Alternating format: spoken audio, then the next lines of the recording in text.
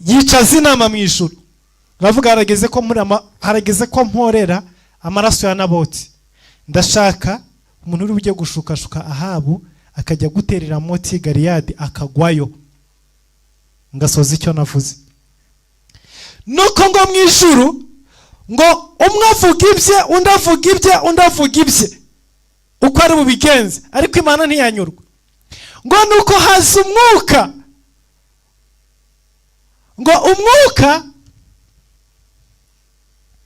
ahagarara imbere y'Imana, aramubwira ati mpa chance jyewe ngende mu gushukashukira atere hanyuma agweyo. Imana ibaza uyu mwuka, mbwira urabikora gute? Hanyuma umwuka abwira Imana, ngiye kumanuka ngende nishire